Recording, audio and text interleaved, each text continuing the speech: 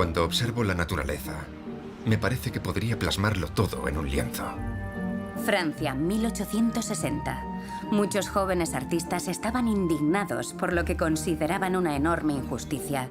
Tras años de rechazo por parte de los críticos del mundillo, en la exposición anual de artistas vivos de la Real Academia se sentían completamente decepcionados.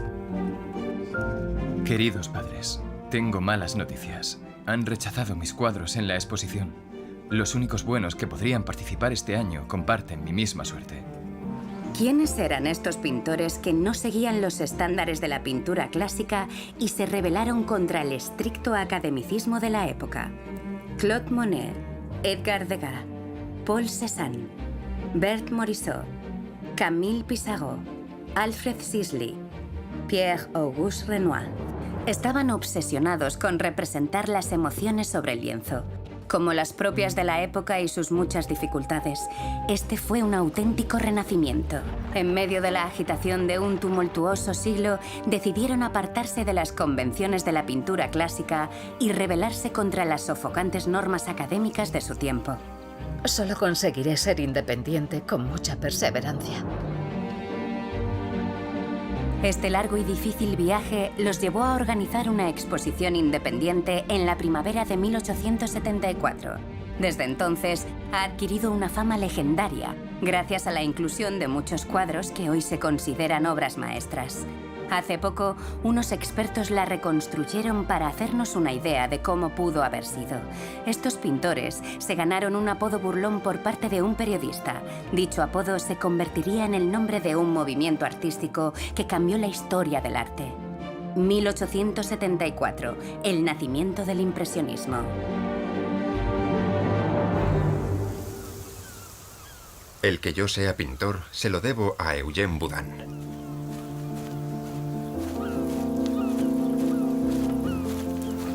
Señor Boudin. Hola, Monet.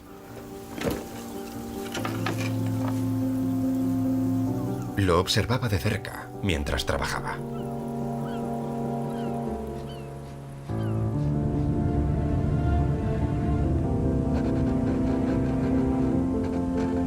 Fue como si se me cayera la venda de los ojos. Lo había entendido. Había comprendido lo que podía ser la pintura.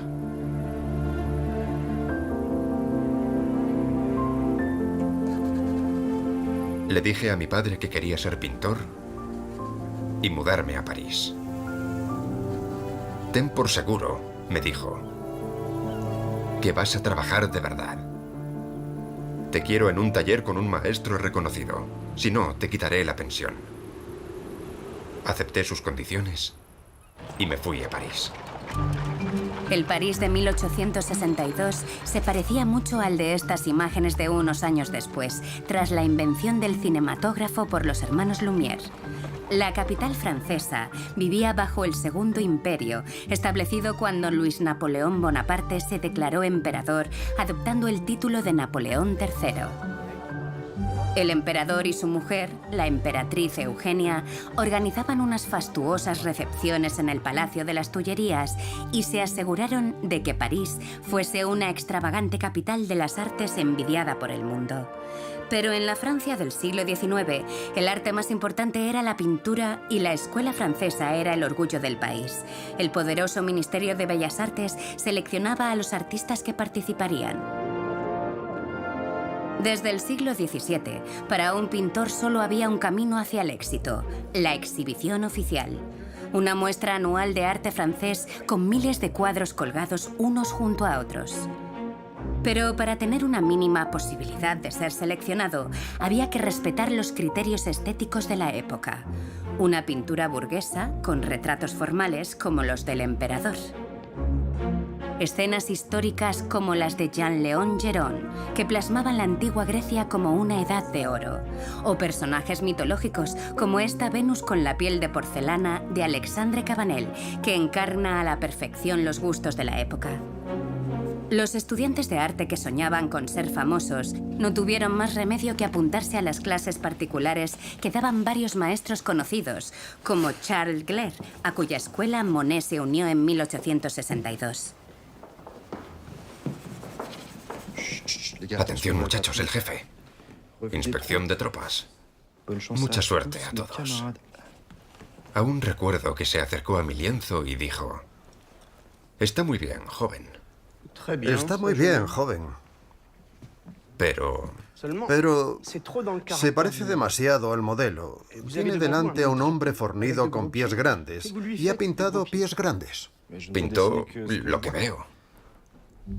Todo lo que me emocionaba, la naturaleza, la realidad, parecían no existir para ese hombre. Cuando se pinta a una persona, hay que pensar en la antigüedad.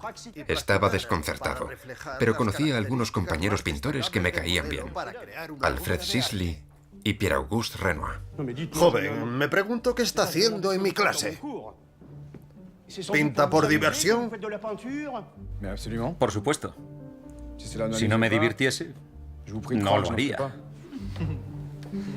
El destino reunió en la misma clase Se acabó la clase. Se acabó. a Claude Monet y Pierre-Auguste Renoir, el más humilde y alegre de todos, que había abandonado su trabajo como decorador de porcelanas para dedicarse a la pintura. Se acabó la clase. Se acabó. El estilo. Y a Alfred Sisley, un joven inglés que vivía en Francia con su adinerada familia. No mostrábamos interés por unas enseñanzas que iban en contra de nuestra naturaleza. Frédéric Bazille pronto se convirtió en un amigo íntimo. El mal de amores dura toda la vida. El placer del amor solo dura un instante. Bazille, Monet, Renoir y Sisley forjaron una amistad que pronto cambiaría la historia del arte.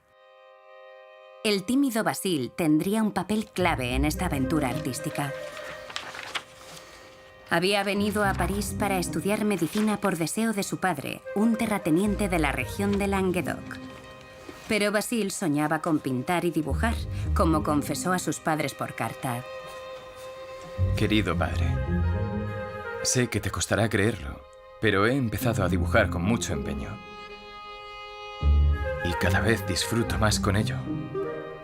Si no consigo reconocimiento, al menos seré feliz.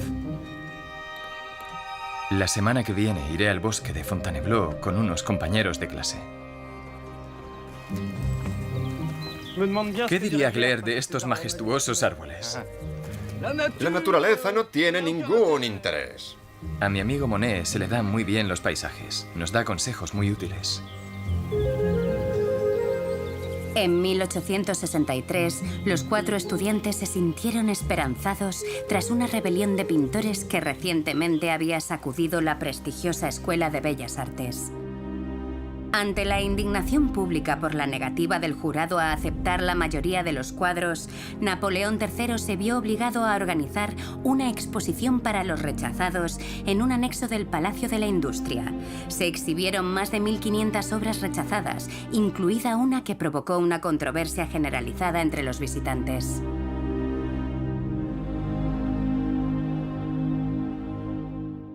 Con el almuerzo sobre la hierba, Edouard Manet rompió las normas de la pintura clásica.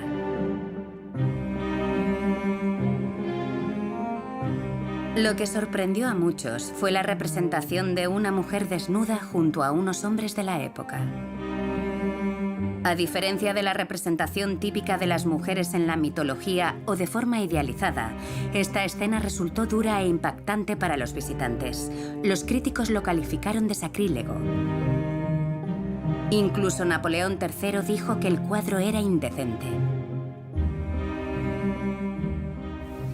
¿Habéis visto cómo rompe las leyes de la perspectiva? Sí. Con pintores como él, las cosas cambiarán. Eso espero. Para muchos artistas, por fin se había abierto una puerta. Sin saberlo, Edouard Manet acababa de hacer historia en el arte.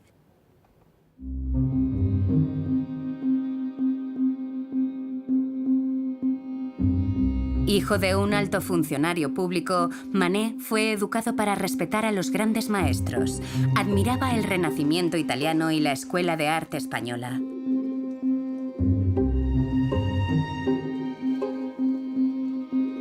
Pretendía emular a sus predecesores artísticos como Velázquez y llevar sus técnicas a entornos contemporáneos.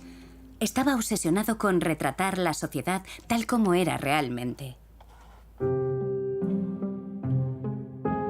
A pesar del escándalo en la exposición de los rechazados, comenzó a trabajar inmediatamente en un nuevo cuadro inspirado en la Maja desnuda de Goya y la Venus de Urbino de Tiziano, un tema clásico de la pintura que Manet trasladaría a la sociedad burguesa del Segundo Imperio.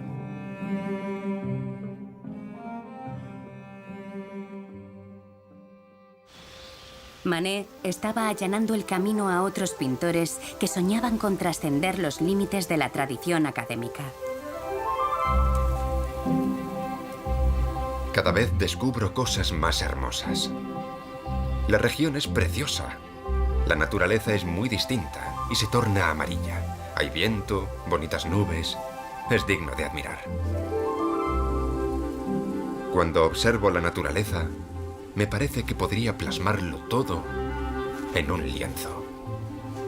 Esta fue la inspiración de Monet en la primavera de 1864, mientras caminaba por los campos de Normandía, cerca de Honfleur. El bosque, la costa, los pescadores. Querido Basil, tengo muchísimas ganas de pintarlo todo. Inspirado por sus bocetos de Normandía, Monet se sintió confiado y preparado. Había llegado el momento de presentar sus cuadros a la exposición oficial. De vuelta a París, Monet trabajó con esmero en sus paisajes costeros. El plazo fijado por el jurado de la exhibición exigía que las obras estuvieran terminadas antes de las 8 de la tarde del 20 de marzo de 1865. Los artistas se apresuraron a perfeccionar sus cuadros. Entre ellos, había una mujer que deseaba tener una carrera artística. Madre, Algo casi imposible en ese momento. ¿cree que aceptarían este cuadro en la exposición? Podría aprovechar para intentar vender mis obras. Berthe Morisot, la larga batalla de una mujer por existir. Como muchas niñas de buena familia, estudió dibujo con un maestro de renombre. A los 18 años, la talentosa alumna pintó una granja en Normandía. Al año siguiente, comenzó a replicar los clásicos conservados en el Louvre. Era un auténtico talento en ciernes. A los 23 años, uno de sus cuadros fue aceptado en la exposición. De repente, Berthe Morisot visualizó una carrera en el mundo de la pintura, una idea que angustió a su familia cuando su maestro los informó. La reputación de Morisot estaba en juego. Era impensable que una mujer de su posición social hiciera una elección tan radical. Cariño, tienes mucho talento, pero de ahí a convertirlo en tu profesión, sería mejor que te casaras para ser respetada.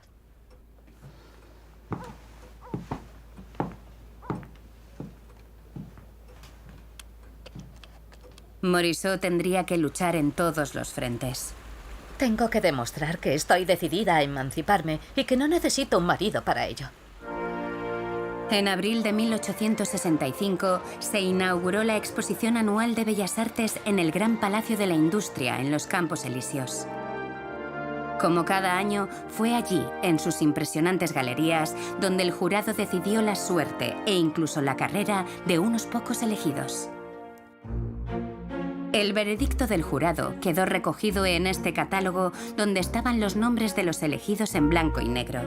Berthe Morisot fue seleccionada otra vez con Estudio al borde del agua, que reafirmó su elección de vida. Para todos los seleccionados fue una oportunidad única de mostrar su trabajo a la sociedad parisina. Pero lo que más preocupaba a los artistas eran los críticos de arte, que tenían el poder de forjar o dañar reputaciones.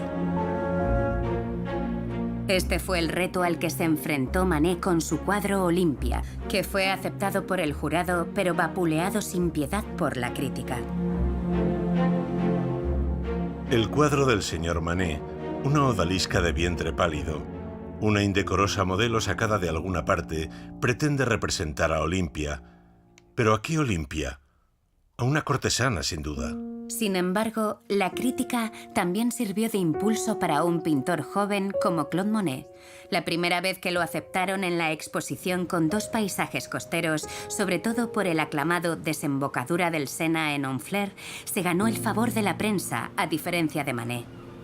Monet es el autor del paisaje costero más original y versátil. Es el cuadro más perfecto y armonioso que hemos visto en mucho tiempo. Hasta ahora desconocido, se ha ganado una reputación con esta obra.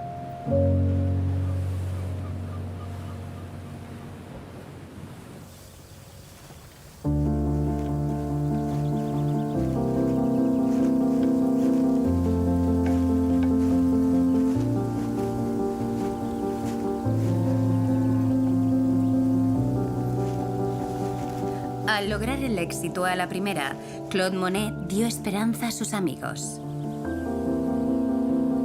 Pero al igual que Monet, Frédéric Basile tenía un dilema.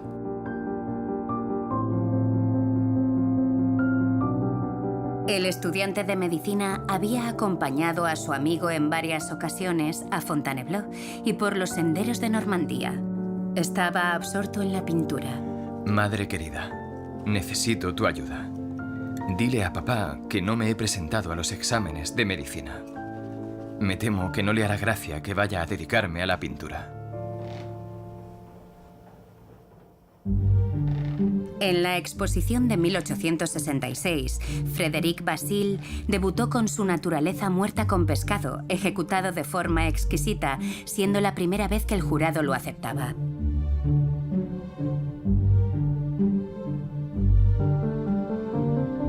Alfred Sisley con unos cuadros del pueblo de Marlot. Y Claude Monet volvió a ser aceptado con 2 nuevos cuadros. Un brillante periodista de 26 años llamado Émile Zola consideraría este hecho como el inicio de una revolución. Había pasado por todas esas salas frías, cansado de no ver nuevos talentos, cuando vi a una mujer joven con un vestido largo, caminando hacia la pared como si hubiera un agujero. La mujer del vestido verde de Monet, conocido también como Camille, es el cuadro que más tiempo estuve observando. Es una pintura enérgica y llena de vida.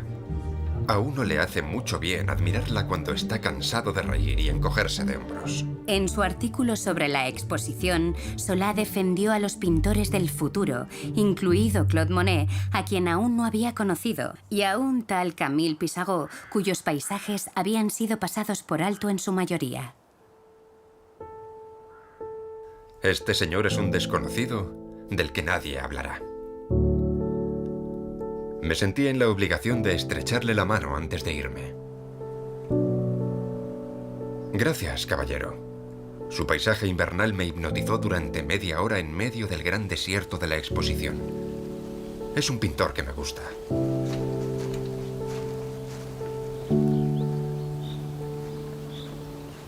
Camille Pissarro fue uno de los primeros en pintar al aire libre en lugar de en un estudio a partir de bocetos, regresando al mismo lugar para continuar, mejorar y terminar los cuadros. Era de una familia judía que vivía en las Indias occidentales danesas.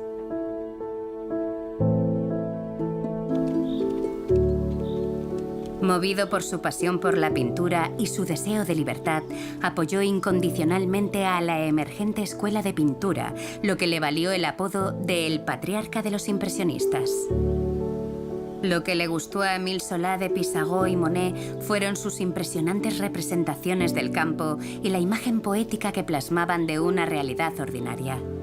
Varios pintores dedicarían su vida a la búsqueda del realismo. El primero fue Edgar Degas.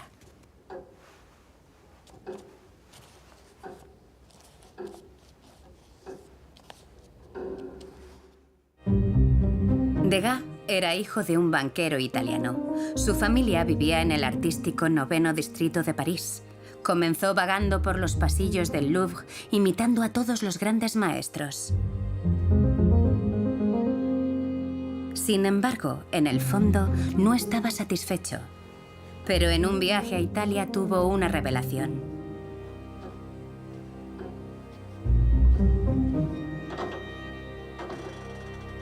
Estimado amigo, estoy ocupado haciendo unos retratos de mi tía y mis 2 primas pequeñas.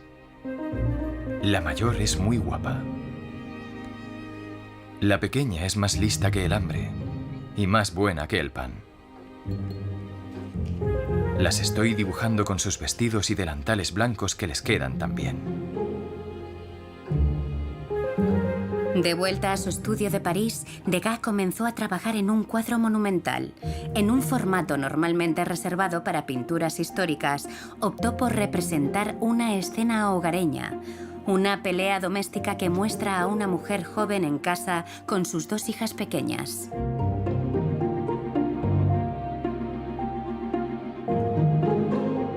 El cansancio y la amargura se refleja en los rostros pétreos, poniendo de manifiesto el enfado de los cónyuges. Degas había descubierto su vocación, capturar las emociones internas de sus contemporáneos a través de los cuadros. Pero él y otros pintores jóvenes, apoyados fervientemente por Solá, pronto enfrentarían importantes desafíos. Sin embargo, aunque aún disfrutaban de la vida sin preocupaciones, muchos encontraron consuelo en el taller de Frédéric Bazille, incluidos Alfred Sisley y Pierre-Auguste Renoir. Renoir pintó en broma un retrato de su amigo pintando un bodegón con una garza, mientras Sisley realizaba el mismo ejercicio que Bazille. Los antiguos alumnos de Gleyre mantuvieron su amistad gracias a la pintura, fortalecida por el regreso de Claude Monet. Fue allí, en el estudio de Bazille, donde en marzo de 1867 los amigos terminaron los cuadros que presentarían a la exposición. Claude Monet optó por la que creía que era su obra maestra. Con Mujeres en el jardín fue la primera vez que pintaba personas, muy distinto de sus habituales escenas al aire libre, lo que le permitió capturar los matices de la luz natural.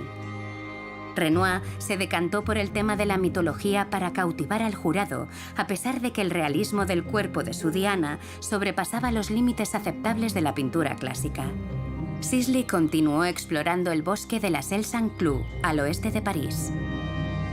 Frédéric Bazille pintó a su familia en el jardín de su casa, cerca de Montpellier. Pero cuando se anunciaron los seleccionados por el jurado en 1867, el resultado les pareció cruel e incomprensible. Los habían excluido. Bazille y sus amigos estaban indignados por lo que consideraban una gran injusticia. Hemos decidido que cada año alquilaremos un gran estudio para exhibir nuestras obras. Hay varios jóvenes talentosos que piensan igual que yo. Esta nueva generación de pintores quería unirse para organizar una exposición independiente y dejar de lado la oficial y a su jurado arbitrario e impredecible. Soplaban vientos de revuelta en los estudios de París.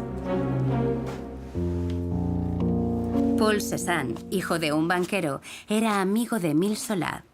Este había apoyado el sueño de Cézanne de convertirse en artista desde que iba al colegio.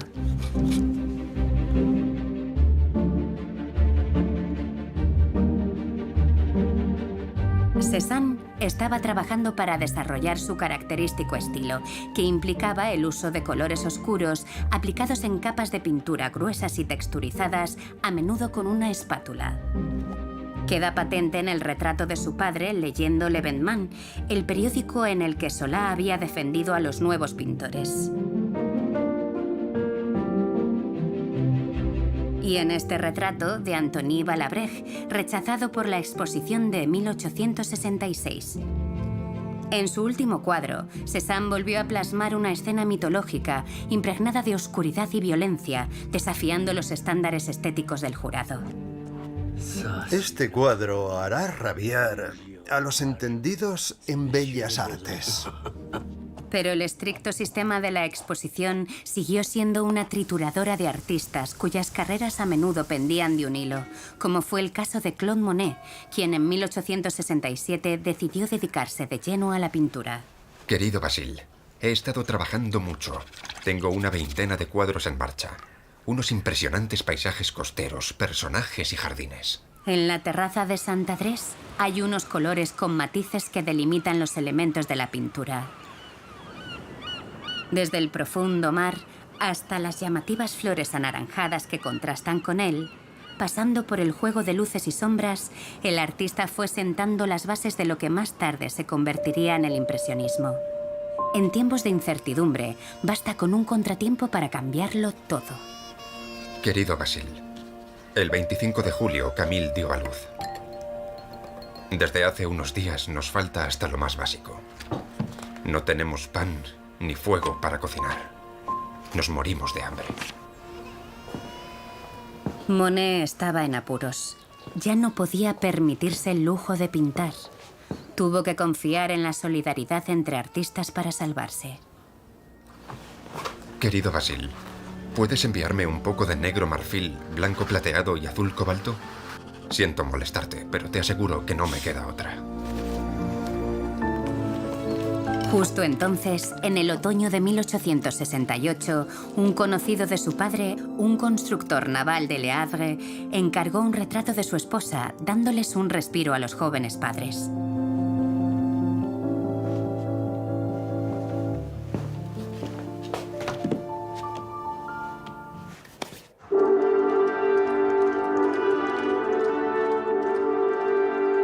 Querida Edma, fui a la exposición y prometí contártelo todo.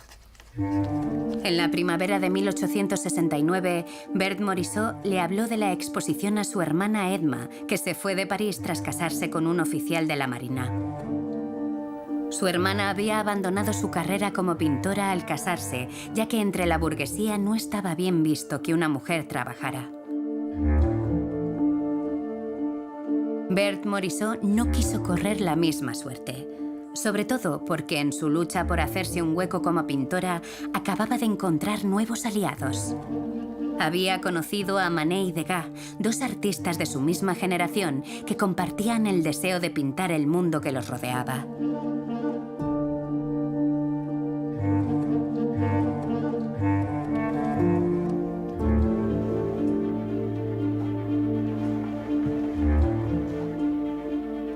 Para el próximo cuadro que presentaría a la exposición, Manet solicitó una modelo especial, Berthe Morisot. El balcón fue la primera colaboración entre Morisot y Manet. Muy bien. Gire la cabeza a la derecha. Una obra que marcó el comienzo Póngase a pensar en sus cosas. de una larga y fructífera amistad artística.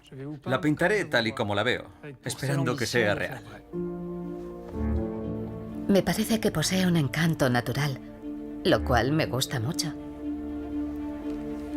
El balcón se exhibió en la exposición de 1869. Se había formado un grupo que estaba decidido a expandirse. En 1869 conocí a Manet. Y me presentó a Edgar Degas. Mirad a lo que nos limitamos. A exhibir las obras en nuestros estudios. Y se mueren porque nadie las ve. Estos pintores tenían mucho en común, así que hicieron piña y formaron el llamado Grupo de Batignolles. Por la noche quedábamos para charlar. El jurado nos trata de locos. Hacen lo que sea para evitar que participemos. Saben que si exponemos nuestras obras, ganaremos partidarios. Expongamos en otro lugar. No. Olvidémonos de esos amargados. No, ¿qué va? Tenemos que conquistar esa exposición con nuestras propias armas. Hay que seguir presentando nuestros cuadros. Al grupo se unió Cézanne, el provocador, que no dudó en enfrentarse a Manet, haciendo crecer su mala reputación de paleto grosero. Bien, ¿y tú? Hola. No voy a estrecharle la mano, señor Manet. Hace una semana que no me lavo. Cézanne era indefinible. Nunca sabía si hablaba en serio o en broma. A pesar de las grandes diferencias entre ellos, surgieron unas amistades inesperadas.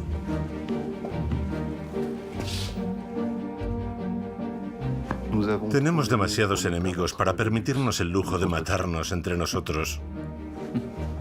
De repente se sintieron menos solos en el largo camino de la revolución artística. Paul Cézanne estaba planeando algo para la exposición de 1870.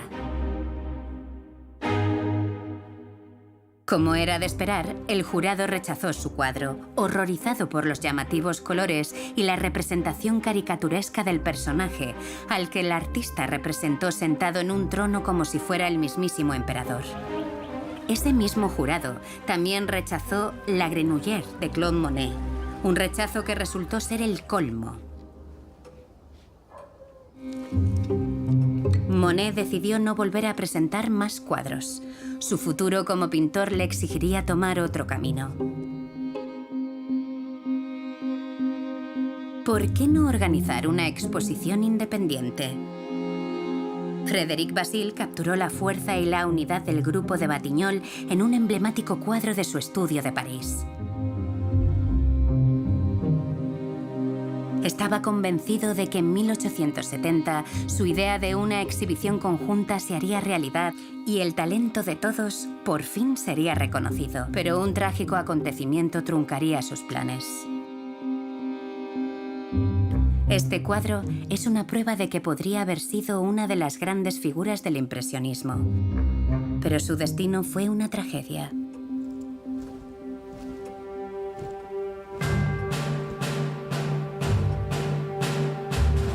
El emperador Napoleón III, preocupado por el expansionismo del canciller Bismarck y convencido de la fuerza de Francia, declaró la guerra a Prusia. La clase alta, la prensa y el pueblo estaban seguros de que el ejército imperial se alzaría con la victoria. En un arrebato de patriotismo, Frédéric Bazille decidió alistarse para gran sorpresa de sus amigos. El imperio francés se derrumbó como un castillo de naipes, pero la guerra continuó y se convirtió en una debacle.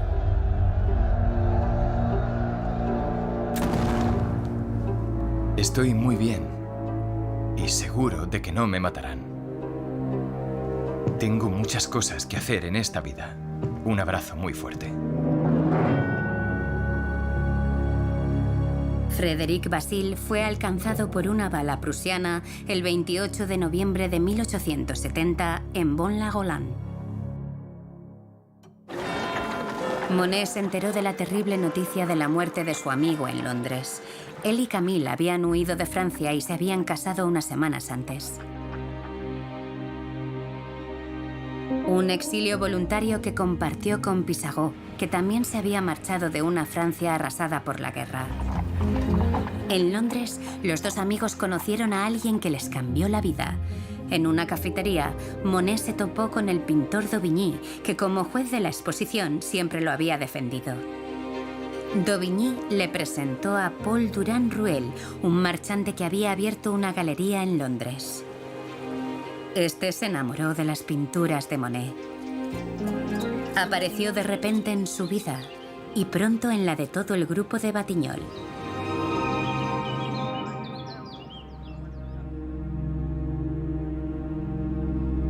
Para los franceses, su derrota en la guerra contra los prusianos fue traumática. Pero esta motivó a los que lo habían perdido todo. Para los artistas que antes de la guerra esperaban alterar el orden establecido, su lucha comenzó de nuevo. A su regreso, Pissarro descubrió que los prusianos habían destruido 150 cuadros suyos. Pero encontró un aliado en Paul Cézanne.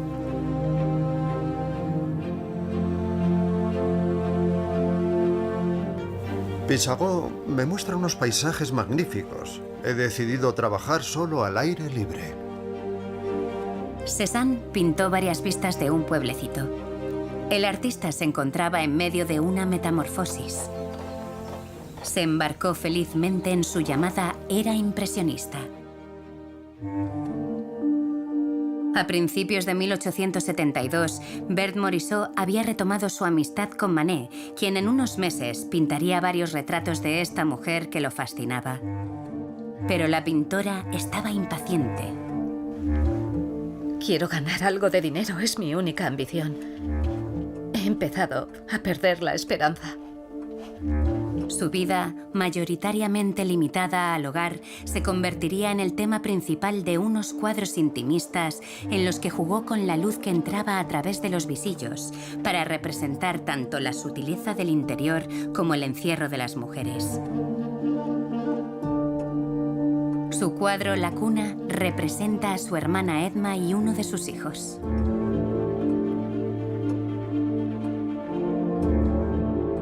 Morisot expresó su tristeza por su elección de intentar hacer carrera en la pintura en lugar de la maternidad. Todo un reto para una mujer lo suficientemente atrevida como para seguir ese camino. Renoir también sintió una necesidad urgente de ganarse la vida con su arte.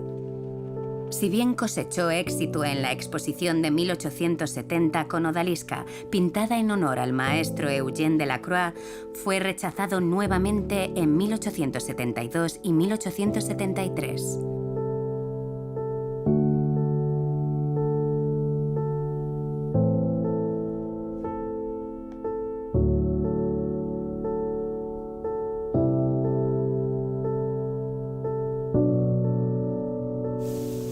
Su íntimo amigo Alfred Sisley también sintió esta necesidad.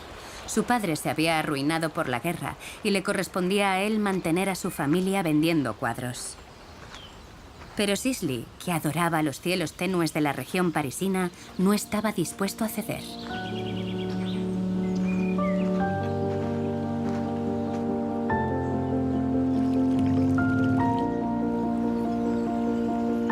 Un cuadro debe comunicar al espectador la emoción que uno siente frente a la naturaleza. La primavera resplandece en l'Île Saint-Denis. El otoño colorea el cielo y el agua en l'Île de la Jatte. El invierno torna de color rojo el bosque helado de Port-Marly y el verano irrumpe sobre el puente. Sisley se mantuvo fiel a la búsqueda que había iniciado 10 años antes con sus compañeros en el estudio de Gleyre. Monet se dedicó a la pintura, refinando y fortaleciendo su visión artística. Dejó de usar el negro. En esa época prefería los colores puros. Al incorporar más blanco, aclaró los tonos para representar la luz del sol. Sus obras se convirtieron en unas vívidas muestras de color. De cerca parecen pinceladas sin forma, pero al alejarse revelan paisajes y luz con unas amapolas que encarnan la poesía de la naturaleza.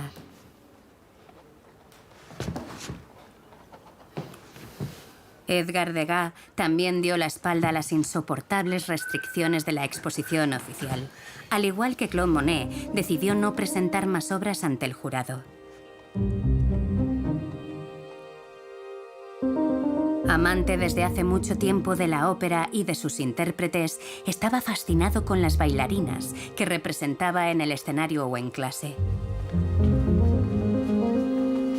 Adoraba tanto sus gráciles movimientos como sus cuerpos doloridos durante los ensayos.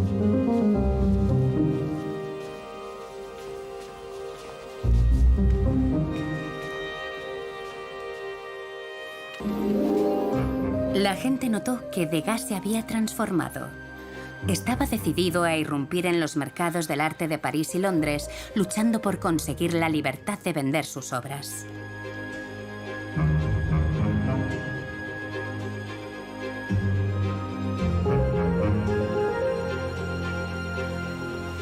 Soplaban vientos de revuelta.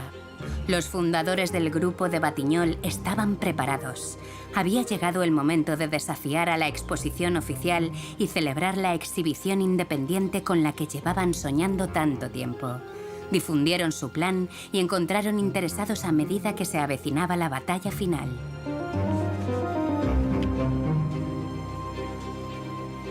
Monet se dejó embriagar por el espíritu de la rebelión impulsado por l'Avenir National, un periódico republicano que instaba a los trabajadores y artistas a unirse y formar sindicatos.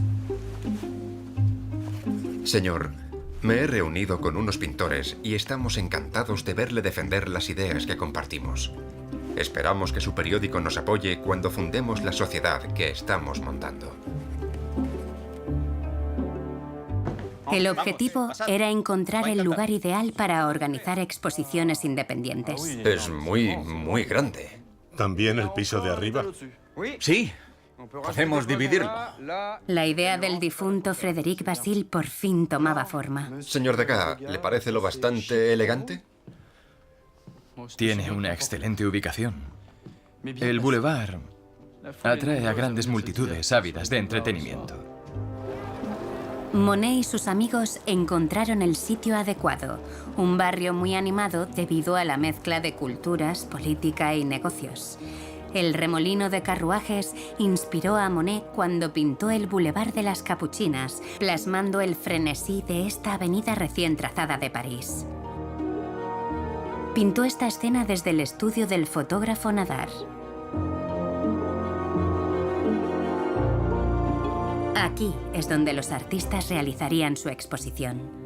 Alquilaron 2 plantas en el número 35 del Boulevard de las Capuchinas durante un mes. Lo que más gustó a los artistas fue su distribución. Era cálido y acogedor, como un apartamento de clase alta, nada que ver con las extensas galerías del Palacio de la Industria. Un escenario perfecto para exponer sus obras.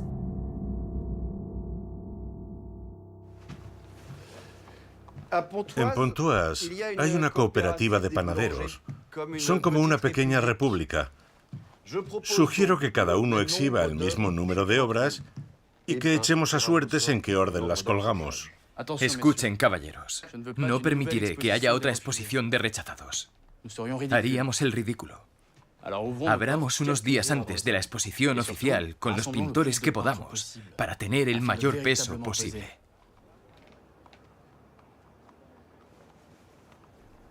Seguro que puedo convencer a Boudin y Jonquin. Y yo a Cézanne. ¿Cézanne? Cada uno tenía que persuadir a tantos artistas como pudiera. Degas lo hizo con pasión y diligencia.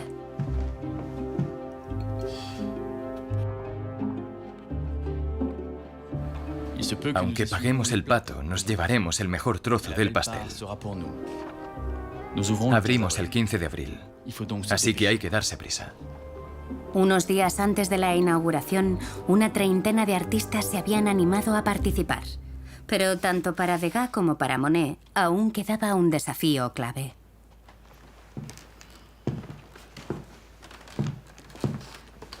Manet, el grupo se formó gracias a ti. ¿Por qué no quieres exponer? ¿Crees que expondría mi obra en la misma sala que el grosero de Cézanne? Menudo grupo. Manet se encontraba en una situación paradójica.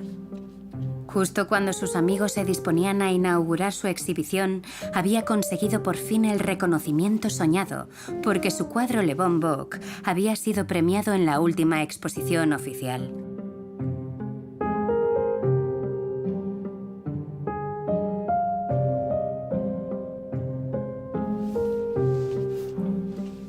No te entiendo. Siempre quisiste que el público fuera libre de elegir lo que le gustaba o no. Es hora de olvidarse de ese jurado al que odias tanto como yo. Estoy destinado a triunfar. No os perdonarán esta declaración de guerra y vuestra estúpida batalla será en vano.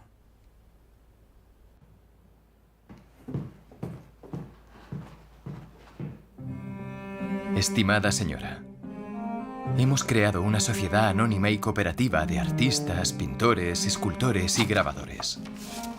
Estamos organizando una exposición independiente. Somos unas 20 o 25 personas y esperamos ser más. Creemos que el nombre y el talento de la señorita Berthe Morisot son demasiado valiosos para dejarlos pasar.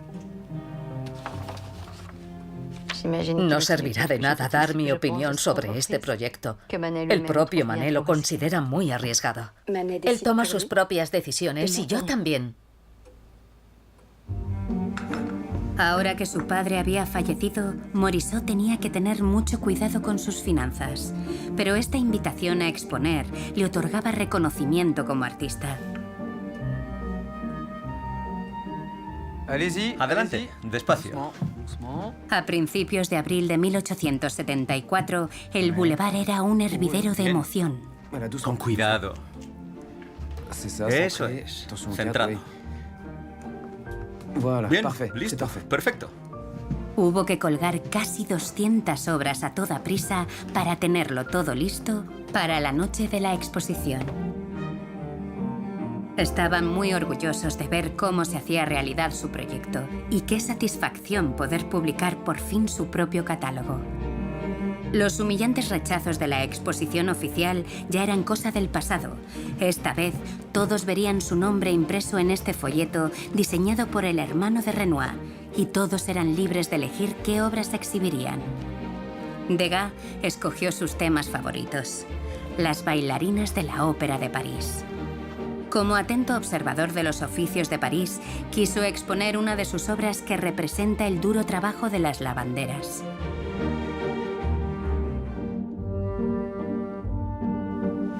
Sisley y Pissarro mostraron sus mejores paisajes. Los exhibieron en la misma sala. Pissarro expuso los castaños de Osny. Sisley mostró su Ile de la Loche. Los dos contribuyeron con 10 escenas al aire libre.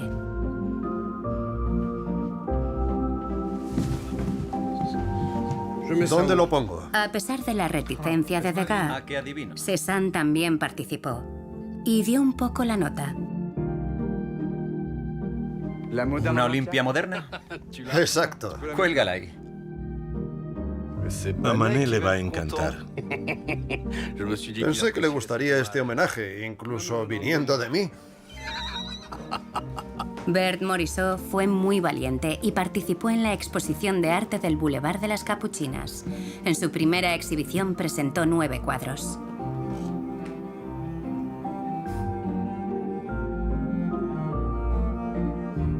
Mostró esta escena jugando al escondite en una finca de la familia.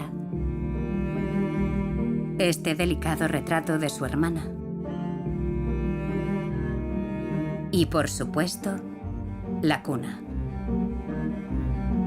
Aunque Manet intentó disuadirla, Morisot se mantuvo firme. Al unirse a esta exposición, reafirmó su independencia. En cuanto a Monet, uno de los fundadores de este increíble movimiento, exhibió 5 pinturas. Una de ellas era un estudio, prácticamente un boceto, que tendría un gran impacto. Iba a llamarlo algo así como paisaje marino o vista desde el Le Havre, pero habría que diversificar los títulos para el catálogo, así que le puse impresión, amanecer.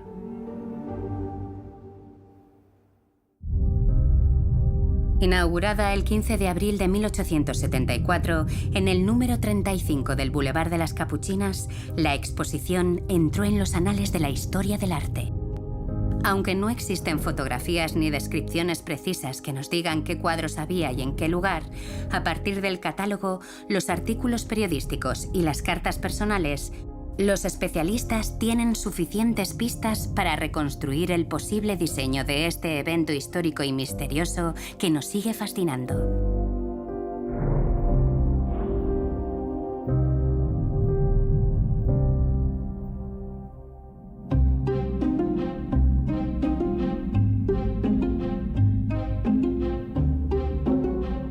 En la planta baja, los visitantes descubrieron cuadros que hoy se consideran obras maestras. Presidiendo la primera sala estaban las figuras de la modernidad de Renoir, la parisina, la bailarina y el palco del teatro. Varios periodistas interesados en estos pioneros de la pintura destacaron la audacia de este proyecto y la gran organización de este escaparate. Sin embargo, la triste ironía fue que la exposición tuvo escaso éxito. No se vendió casi ningún cuadro. Y lo que es peor aún, les llovieron duras críticas. No encontramos más que un montón de disparates en el antiguo estudio de Nadar. Un desperdicio sin sentido y ridículo, por suerte sin precedentes en la historia del arte. Las mordaces críticas se dirigieron contra determinados cuadros. ¿Qué son esas manchas oscuras en la parte inferior de la pintura? ¿Recuerdan la Olimpia del señor Manet? Era una obra maestra de la pintura y de la delicadeza, comparada con esta del señor Cézanne.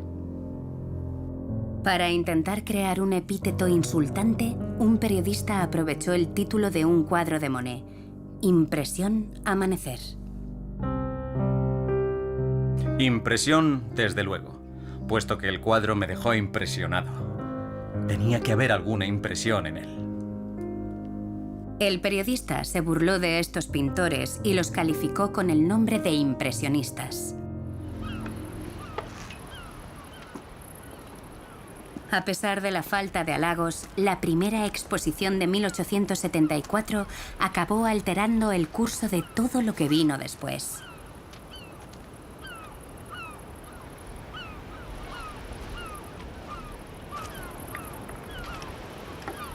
El grupo adoptaría el apodo despectivo de impresionistas, pero tendrían que pasar muchos años más para lograr un auténtico éxito. Primero en la ciudad de Nueva York en la década de 1890, luego en Londres a principios de siglo y finalmente en París. Estos cuadros ahora se exhiben en los museos más prestigiosos del mundo como prueba del largo camino hacia el reconocimiento. Cada pintor dejó su huella imborrable en la historia del arte.